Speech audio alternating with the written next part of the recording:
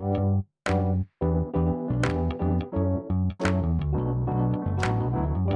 by Riverside.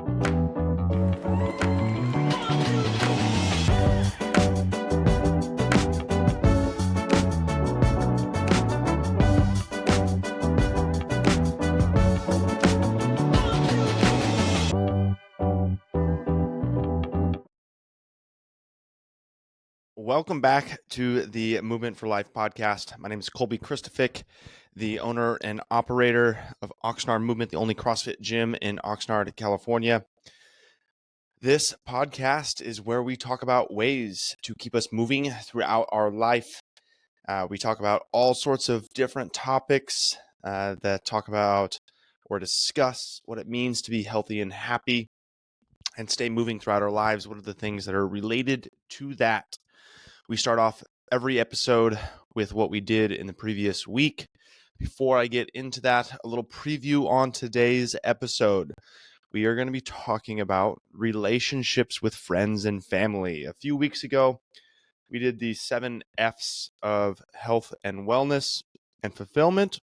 That was a great episode. If you did not listen to that episode, go back and listen to that. It was a great one, kind of giving us a big circle of what it means to live healthy, happy, and fulfilled.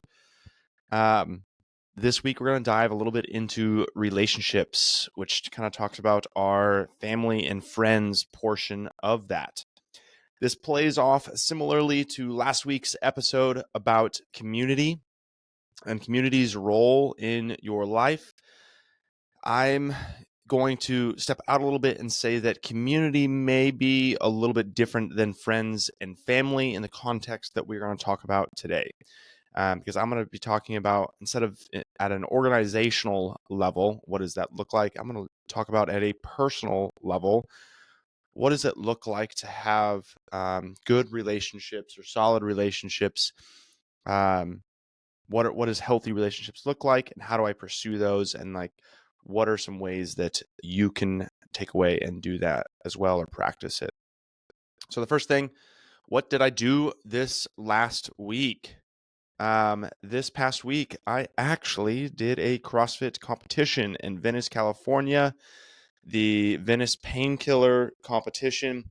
It was a ton of fun. It was Brad, Brenda, Nikki, and myself. Us two guys were together. Brenda and Nikki were together. Brenda and Nikki placed third place in the elite division. Brad and I believe, placed last place, but we had a lot of fun.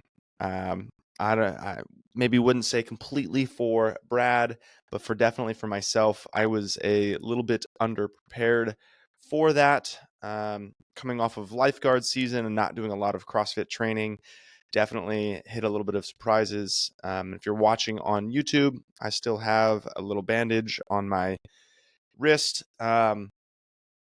On my hand, I burned my hand on the concrete. That was completely my fault. We were told we could wear gloves and that we probably should be wearing gloves. I grabbed a pair of gloves. I tried out some handstand walking without the gloves, and I said, maybe I won't use the gloves. 100% my fault. I burned the palms of both of my hands doing handstand walks. We were required to do unbroken segments of handstand walking, and I definitely burned my hands. Some missing skin, some bubbles. But you live and you learn. Definitely Brad, we made sure that Brad wore his gloves, and the entire heat after us wore their gloves as well and saved everybody's hands. But we had a good time. It was a great couple of workouts, exhausting 3 fun workouts, great environment. It was very hot, but what a great time it was. So back into kind of CrossFit training as these weeks go.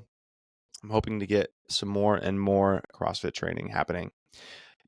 If you are also watching on YouTube, you may have noticed that my mustache that has been present for the past, I don't know, maybe close to 6 months is now gone.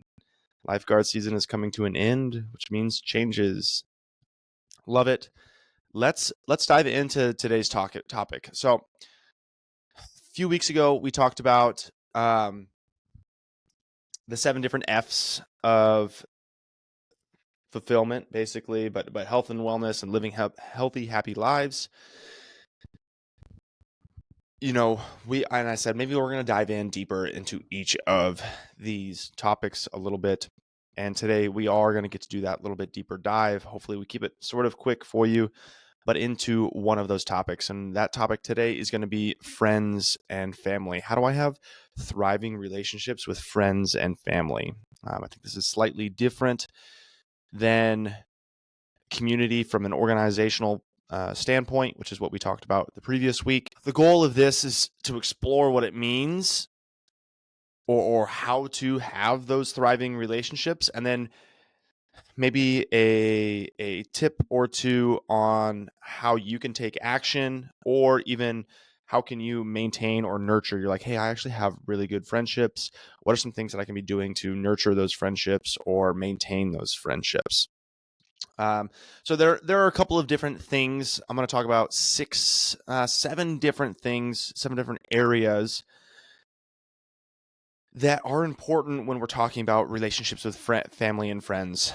And I'll overview them, and we'll kind of talk deeply into each of them. So the first one is going to be trust. The second one's going to be respect.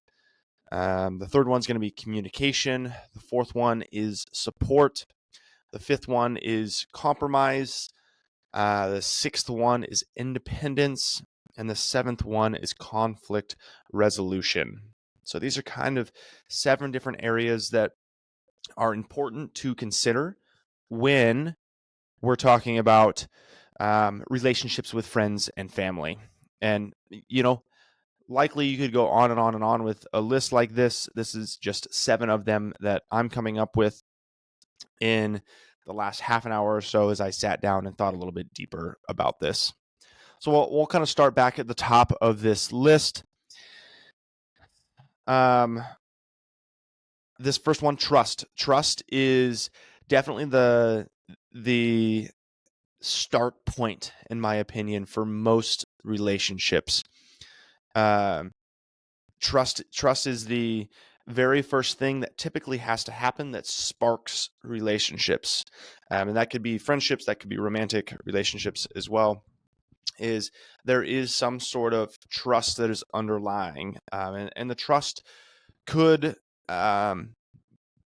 be centered around a shared value. Trust could be centered around a common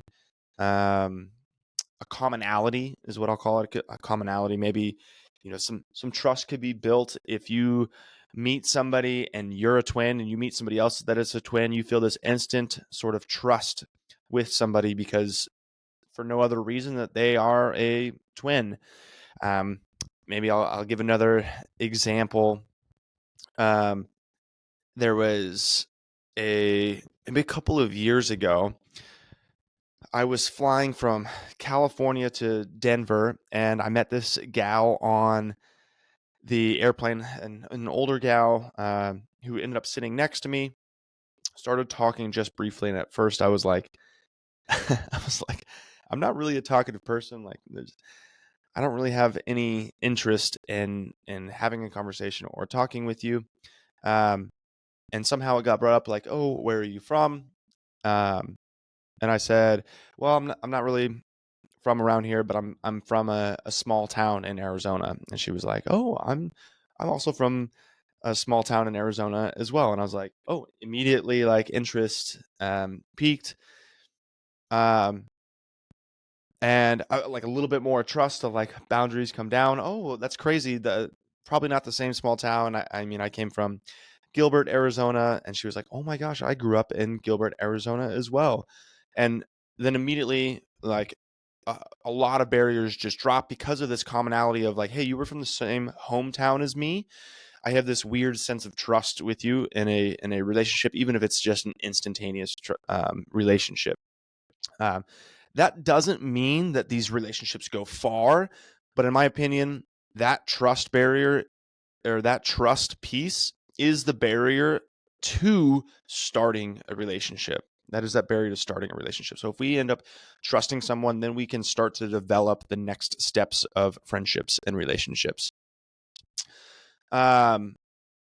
some maybe strategies on earning trust with somebody is trying to figure out ways that you can connect with that person. So asking questions, number one, is a big thing for that. But also number two, looking for commonalities between things that is discussed with them and your own life. If you can find some commonalities, typically we can build some trust in relationships kind of early on. The next one is respect. The respect one is a large one, and I sometimes I think that trust and respect are maybe interchangeable in their boundaries for initial relationships. Respect being a little bit different than trust, in the manner that respect is going to be a little bit more centered around openness, centered around fairness, and centered around treatment. I think there potentially is a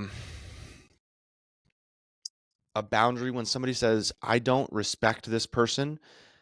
There's a lack of trust immediately, but also then there are boundaries that are put up when you don't garner respect. The hard thing about respect is a lot of respect is unspoken. Trust is also unspoken, but it's a lot easier to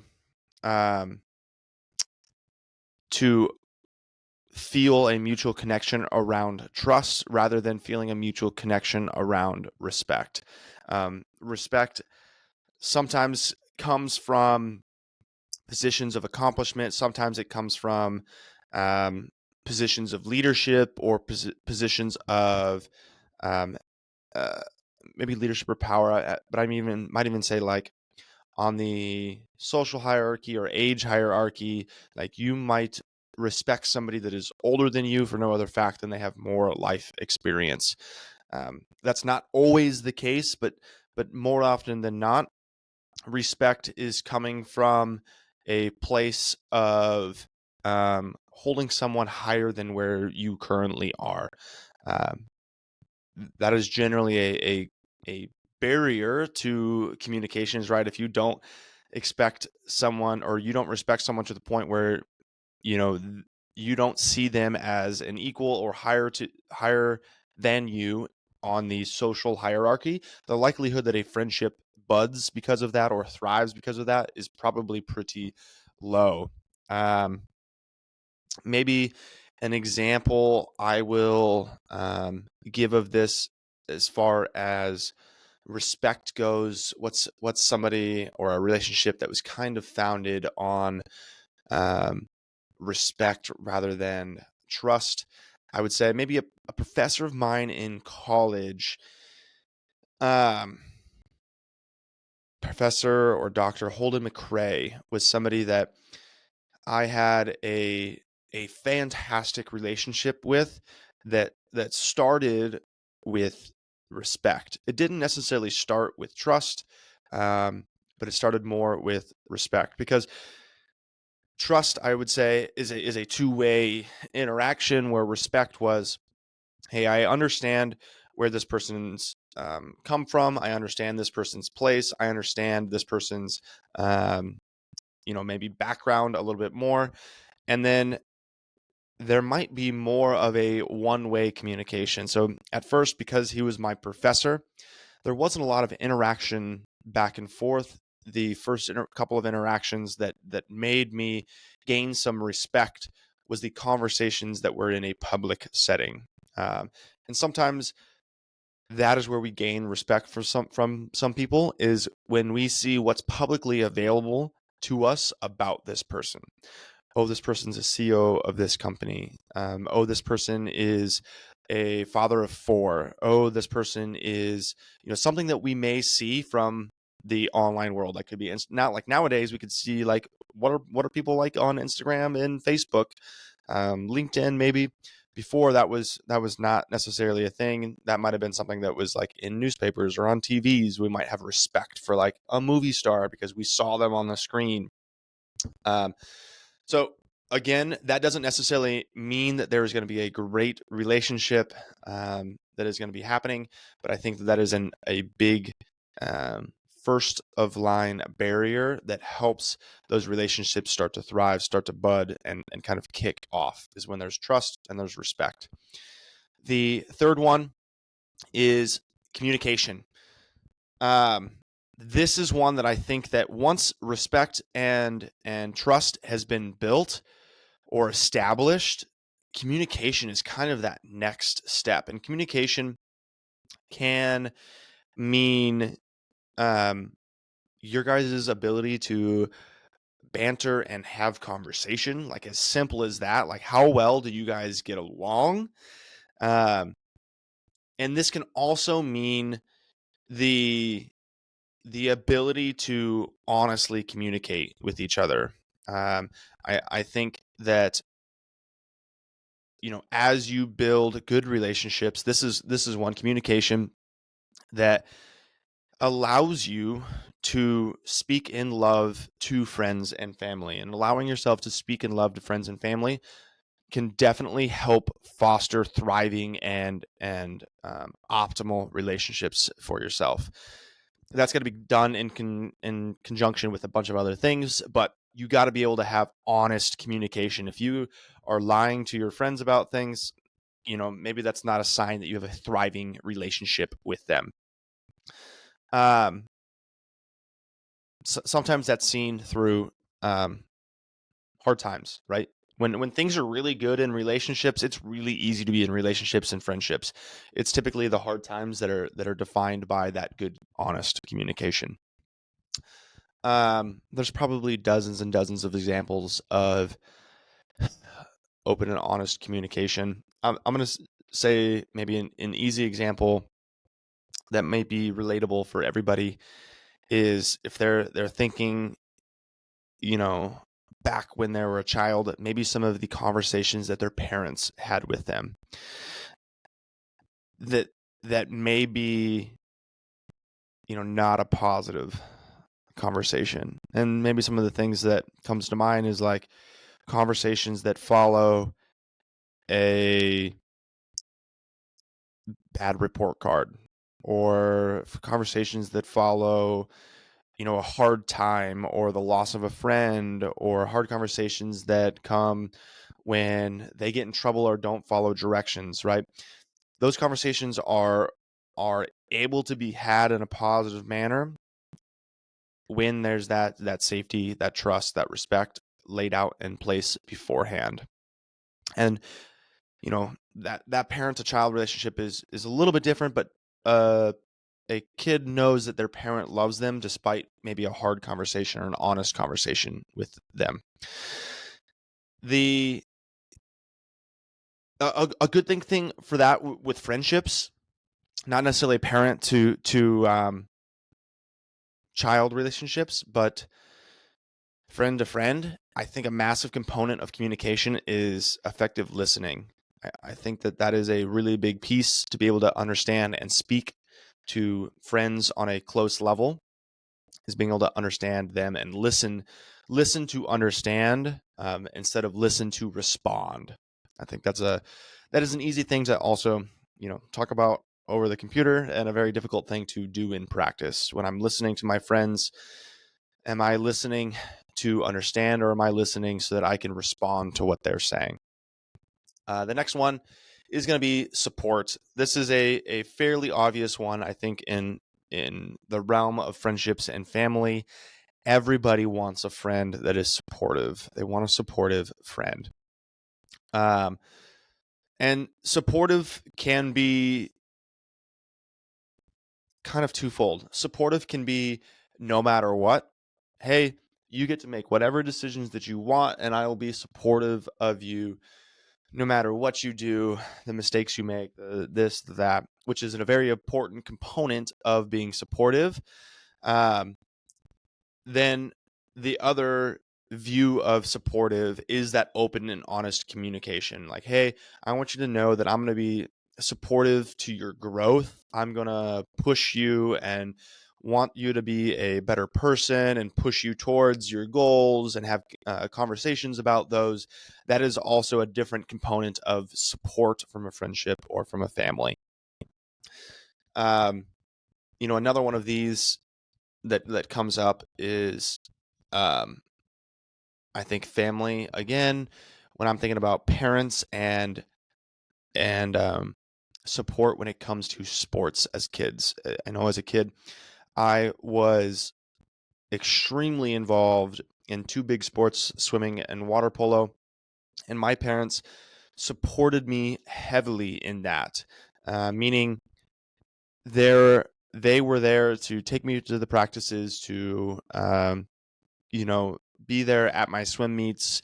They were there to encourage me and console me when I didn't feel like doing it, when I didn't feel like, like I'm really tired today. I don't want to go to practice, or I've got so much homework. I don't want to do this. Like having those conversations in a supportive manner, not saying, "Oh, come on, like you're going to practice anyways," and not being, not tearing me down with that sort of thing. They definitely wanted to see me grow and help me lay out kind of next steps, on what it looks like to be the next stage or do the next thing. So those are always great examples as far as your friends.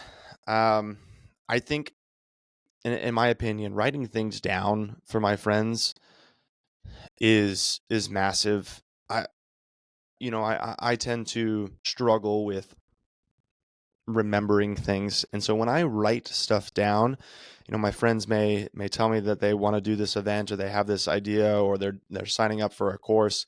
I typically write some of that stuff down so that it at some point stays refreshed in my mind. Being able to bring those things back up in the future definitely lends itself to being able to support your friends in times that maybe they didn't know that you were there to support them. So that's a big one. Compromise. Finding some give and take action. Compromise is a big one. I think that this is maybe a controversial one, that you should never compromise in any of your friendships, any of your relationships, any of your family relationships. I think that there is a happy medium of that. I think that when we are talking about close family relationships and close relationships with friends, that compromise is not only inevitable, but it's also necessary. I think that there are times that, hey, relationships have not gotten this deep that necessitate compromise from either party. Maybe it's better that our friendship dissolves or it stays right where it's at and it doesn't grow to a close relationship because we're not to the point where compromise is important to our relationship. This is probably one that sits a little bit closer with family, and maybe even like significant others rather than friendships. I think there probably are still examples of this in friendships, but my biggest thought is probably in spousal relationships. How does compromise work best for you? And a lot of this can be, I mean, as simple as deciding on, a eating plan or deciding on a fitness regimen that's going to work for everybody. When you're dealing with multiple people, and you want to make it peaceful and you want to make it work on all parties, you end up finding a win-win for people, even if it's not a first choice win. I don't know if that makes sense. Could be a second or third choice win. Like, hey, maybe an example of this would be, hey, I'm going to bid for some sort of, schedule, but I'm going to say that this is my first choice, this is my second choice, this is my third choice. And then you're also communicating with another person, and they say, hey, well, this is my first choice, this is my second choice, this is my third choice. But this thing has to be a mutual thing. And the mutual thing between the two of you was choice 2 for one person and choice 3 for the other person. It doesn't mean that this was a no from this person, but it was just the third choice and second choice. Sometimes it works out fantastic that there doesn't have to be compromise. That, hey, this is my first choice and that's your first choice. Heck yeah, let's kick butt, and we get to both be extremely happy inside this decision. But dealing with some compromise is definitely an important one. The last 2 here, we got one is independence. I think independence is super, super important. Being able to maintain your own identity in addition to maybe a friendship identity is a important thing. Sometimes if we lose our own identity, we end up maybe dependent on another person for things in our lives. And there's not necessarily, something wrong with being dependent on somebody else. And, an example of that would be kids, right? Kids are dependent on their parents to take care of them, to make the choices for them, to do those big, important things for them. Now, when we're adults, that can end up happening where we get into friendships or relationships where our independence is lost and we need this person to maintain or continue on. That becomes a slippery road that makes it so that, other areas of the relationship can crumble and there's no room for work to be done because the dependence is there. And the scariness or the thought of losing somebody when you depend on them, like that would be like the thought of taking a child away from their parent is almost too hard to fathom, to the point of like a child might do anything so that they can keep the relationship with a parent going. So kind of thinking about that as we talk about relationships in adulthood, between friends, between family, like, hey, we want to maintain some independence, and we want to be able to intertwine ourselves with other relationships as well. That intertwining varies significantly from relationship to relationship, and even like friendships to spousal relationships as well. The last one, final thing, is conflict resolution. I think that this is a big one that is massive for successful spousal relationships, and is also really important for long-term friendships. If you know or interact with any one person for a long enough timeline, you're independent thinkers. You are going to disagree on things, and so there's going to be some point where you're going to need to discuss disagreements and manage conflict, and hopefully come up with some sort of resolution to the conflict. I think some of the biggest things when talking about conflict resolution, that again, when I'm talking into a computer screen, it's super easy to do, but much more difficult to do in reality, is practicing inside conflict, trying to practice not taking things personally. That is a very, very difficult thing to do. I can tell you for myself, it is a difficult thing to not take things personally. I do my best. I'm reiterated on a regular basis that, I try not to take things personally. I take things from where they're at. People have certain perspectives. They likely I am not the sole reason for the actions, for the reaction, for the decisions. There is an entire life that's going on in that own person's head with a million other situations that help them make the conclusions that they did. So it's not necessarily something personal on my end. So that's a big one. With conflict resolution, I think forgiveness, apologies and forgiveness is a big one as well.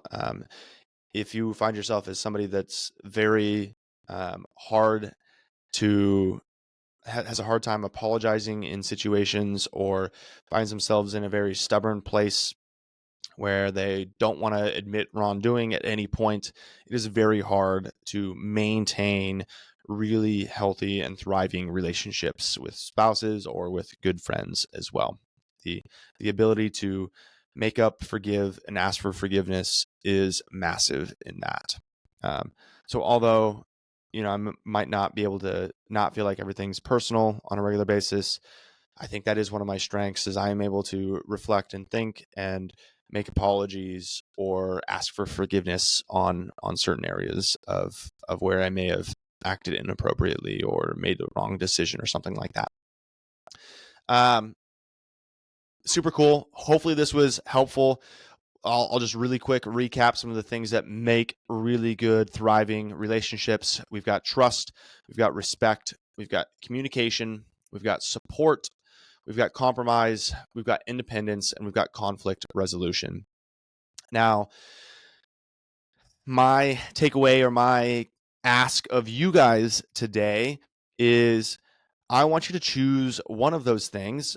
Go back and reflect on a relationship that you have that you deem as a good one, or maybe take all 7 of these, reflect on that relationship and say, hey, what areas am I doing really good in? And what areas should I work on?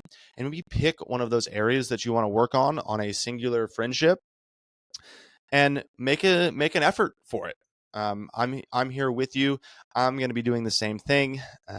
Later on today, I'll have some time to reflect on these things and make some action towards, hey, who am I going to make this effort towards, or what relationship am I going to make a better effort at conflict resolution, or what am I going to make a better effort at compromise? So that is my ask of you. If you like this, this episode, definitely rate us, subscribe. I will leave you with a single quote. This actually happened a couple of weeks ago in a discussion with a friend of mine, Mr. Dusty Breeding, who is also a brilliant mind, who I'd consider a good friend. And we left with this quote, or he left me with this quote, is quality time, and this was in respect to friendships and relationships. Quality time comes in the midst of quantity time.